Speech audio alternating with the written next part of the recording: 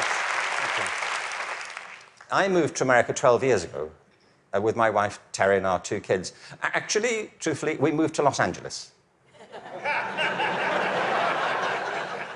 Thinking we were moving to America, but anyway, it's a short plane ride from Los Angeles to America. I got here 12 years ago, and when I got here, I was told various things, like, Americans don't get irony. Have you come across this idea? It's not true. I've traveled a whole length and breadth of this country. I have found no evidence that Americans don't get irony. It's one of those cultural myths, like the British are reserved. I don't know why people think this. We've invaded every country we've encountered. I don't know. But it's not true Americans don't get irony, but I just want you to know that that's what people are saying about you behind your back. You know, when you leave living rooms in Europe, people say, thankfully, nobody was ironic in your presence. But I knew that Americans get irony when I came across that legislation, No Child Left Behind. Because whoever thought of that title gets irony. Don't they?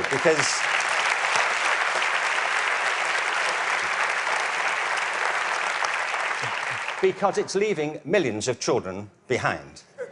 Now, I can see that's not a very attractive name for legislation. Millions of children left behind. I can see that. What's the plan? Well, we propose to leave millions of children behind, and here's how it's going to work. And it's working beautifully. In some parts of the country, 60% of kids drop out of high school. In the Native American communities, it's 80% of kids. If we halved that number, one estimate is it would create a net gain to the US economy over 10 years of nearly $1 trillion. From an economic point of view, this is good math, isn't it? That we should do this.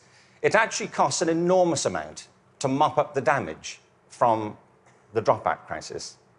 But the dropout crisis is just the tip of an iceberg. What it doesn't count are all the kids who are in school but being disengaged from it, who don't enjoy it, who don't get any real benefit from it.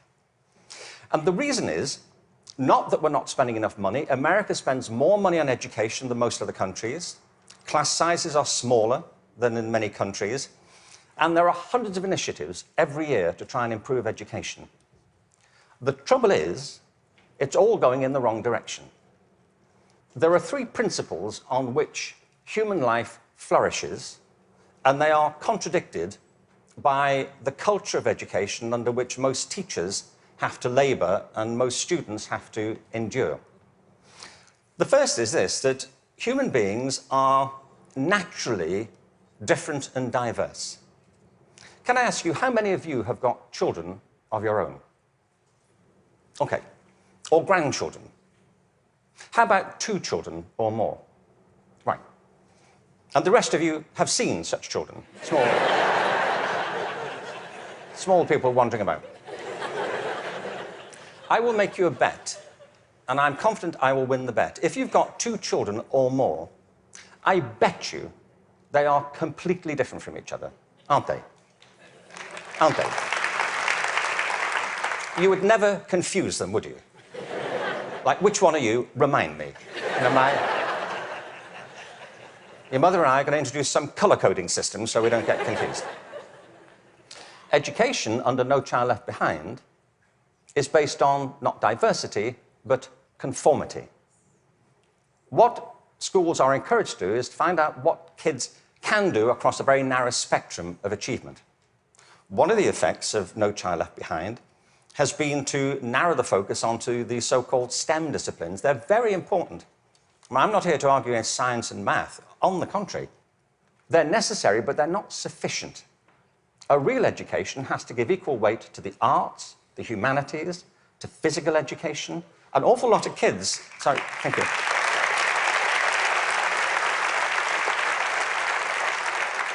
One estimate in America currently is that something like 10% of kids getting on that way are being diagnosed with various conditions under the broad title of attention deficit disorder, ADHD.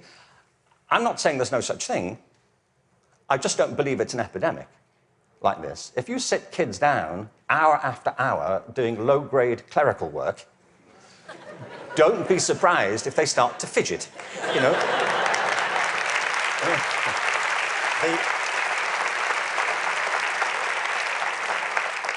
Children are not, for the most part, suffering from a psychological condition. They're suffering from childhood, you know, and I know this because I spent my early life as a child. I went through the whole thing. And kids prosper best with a broad curriculum that celebrates their various talents, not just a small range of them. And by the way, the arts aren't just important because they improve math scores, they're important because they speak to parts of children's being which are otherwise untouched. The second... Sorry, thank you. The second principle that drives human life and flourishing is curiosity. If you can light the spark of curiosity in a child, they will learn without any further assistance very often. Children are natural learners. It's a real achievement to put that particular ability out or to stifle it. Curiosity is the kind of engine of achievement. Now, the reason I say this is because one of the effects of the current culture here, if I can say so, has been to deprofessionalize teachers. There is no system in the world or any school in the country that's better than its teachers. Teachers are the lifeblood of the success of schools. But teaching is a creative profession. Teaching properly conceived is not a delivery system. You know, you're not there just to pass on received information. Great teachers do that. But what great teachers also do is mentor, stimulate, provoke, engage. You see, in the end, education is about learning. If there's no learning going on, there's no education going on. And people can spend an awful lot of time discussing education without ever discussing learning. The whole point of education is to get people to learn. A friend of mine, old friend, actually very old, he's dead. That's as old as he gets, I'm afraid. So, but a wonderful guy, he was. A wonderful philosopher. He used to talk about the difference between the task and achievement senses of verbs. You know, you can be engaged in the activity of something, but not really be achieving it. It's like dieting. It's a very good example, you know. There he is, he's dieting. Is he losing any weight? Not really. Teaching is a word like that. You can say, there's Deborah, she's in room 34, she's teaching. But if nobody's learning anything, she may be engaged in the task of teaching, but not actually fulfilling it. The role of a teacher is to facilitate learning. That's it. And part of the problem is, I think, that the culture of, the dominant culture of education has come to focus on not teaching and learning, but testing. Now, testing is important. Standardized tests have a place. But they should not be the dominant culture of education. They should be diagnostic. They should help. You know, if I go for a medical examination, I want some standardized tests. I do. You know, I want to know what my cholesterol level is compared to everybody else's on a standard scale. I don't want to be told on some scale my doctor invented in the car. You know, your cholesterol is what I call level orange. Really? Is that good? We don't know. But all that should support learning. It shouldn't obstruct it, which of course it often does. So in place of curiosity, what we have is a culture of compliance. Our children and teachers are encouraged to follow kind of routine algorithms rather than to excite that power of imagination and curiosity. And the third principle is this, that human life is inherently creative. It's why we all have different resumes. We create our lives and we can recreate them as we go through them. It's the common currency of being a human being. It's why human culture is so interesting and diverse and dynamic. I mean, other animals may well have imaginations and creativity, but it's not so much in evidence, is it, as ours. I mean, you may have a dog. you know, and your dog may get depressed. You know, but it doesn't listen to Radiohead, does it? And, sit staring out the window with a bottle of Jack Daniels.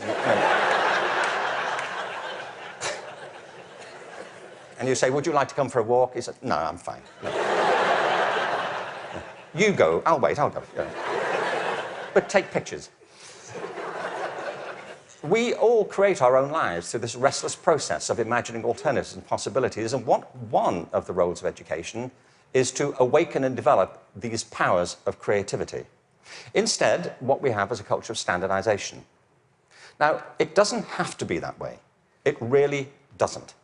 Finland regularly comes out top in maths, science, and reading. Now, we only know that's what they do well at because that's all that's being tested currently. That's one of the problems of the tests. They don't look for other things that matter just as much. The thing about work in Finland is this. They don't obsess about those disciplines. They have a very broad approach to education, which includes humanities, physical education, the arts. Second, there is no standardized testing in Finland. I mean, there's a bit, but it's not what gets people up in the morning. It's not what keeps them at their desks. And the third thing is I was at a meeting recently with some people from Finland, actual Finnish people, and so somebody from the American system was saying to the people in Finland, what do you do about the dropout rate in Finland? And they all looked a bit bemused and said, well, we don't have one. Why would you drop out? If people are in trouble, we get them quite quickly and help them and we support them. Now, people always say, well, you know, you can't compare Finland to America. No, I think there's a population of around 5 million in Finland. But you can compare it to a state in America. Many states in America have fewer people in them than that. I mean, I've been to some states in America and I was the only person there. Really.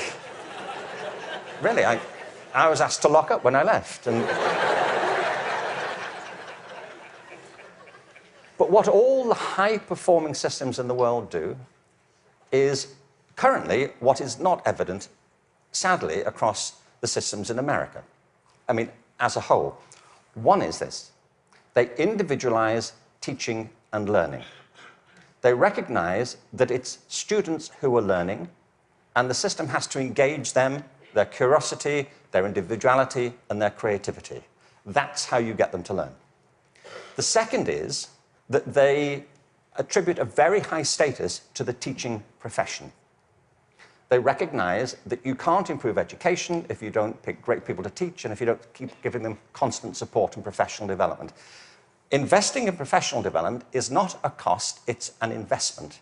And every other country that's succeeding well knows that, whether it's Australia, Canada, South Korea, Singapore, Hong Kong, or Shanghai. They know that to be the case. And the third is they devolve responsibility to the school level for getting the job done. You see, there's a big difference here between going into a mode of command and control in education. That's what happens in some systems. You know, central governments decide or state governments decide, they know best and they're going to tell you what to do. The trouble is that education doesn't go on in the committee rooms of our legislative buildings.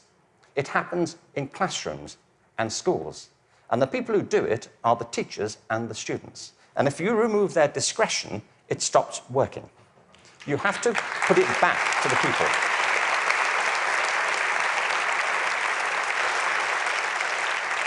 There's wonderful work happening in this country. But I have to say, it's happening in spite of the dominant culture of education, not because of it. It's like people are sailing into a headwind all the time. And the reason I think is this, that many of the current policies are based on mechanistic conceptions of education. It's like education is an industrial process that can be improved just by having better data.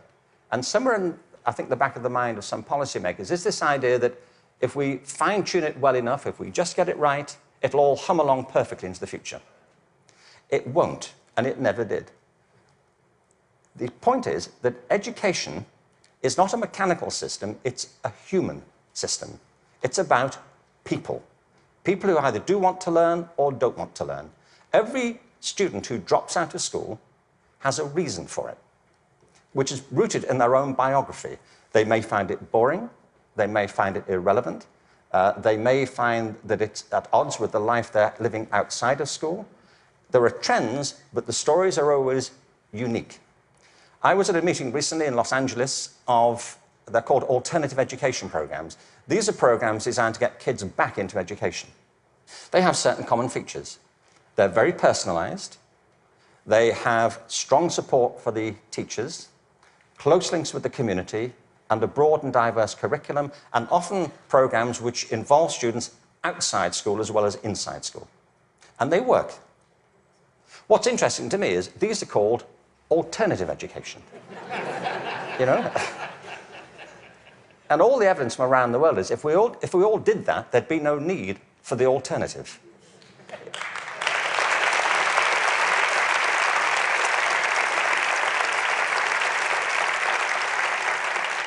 So I think we have to embrace a different metaphor. We have to recognize that it's a human system and there are conditions under which people thrive and conditions under which they don't. We are, after all, organic creatures. And the culture of the school is absolutely essential. Culture is an organic term, isn't it?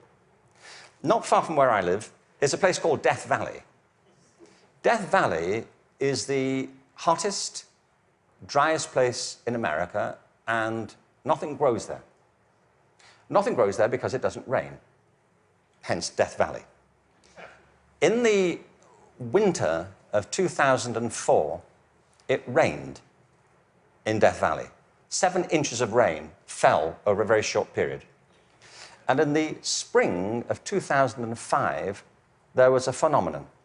The whole floor of Death Valley was carpeted in flowers for a while. What it proved is this, that Death Valley isn't dead. It's dormant. Right beneath the surface are these seeds of possibility, waiting for the right conditions to come about. And with organic systems, if the conditions are right, life is inevitable. It happens all the time. You take an area, a school, a district, you change the conditions, give people a different sense of possibility, a different set of expectations, a broader range of opportunities. You cherish and value the relationships between teachers and learners. You offer people the discretion to be creative and to innovate in what they do. And schools that were once bereft spring to life. Great leaders know that. The real role of leadership in education, and I think it's true at the national level, the state level, at the school level, is not and should not be command and control. The real role of leadership is climate control, creating a climate of possibility. And if you do that, people will rise to it and achieve things that you completely did not anticipate and couldn't have expected. There's a wonderful quote from Benjamin Franklin. There are 3 sorts of people in the world. Those who are immovable, people who don't get it, they don't want to get it, they're not going to do anything about it. There are people who are movable, people who see the need for change and are prepared to listen to it. And there are people who move, people who make things happen. And if we can encourage more people, that will be a movement. And if the movement is strong enough, that's, in the best sense of the word, a revolution. And that's what we need. Thank you very much. Thank you very much.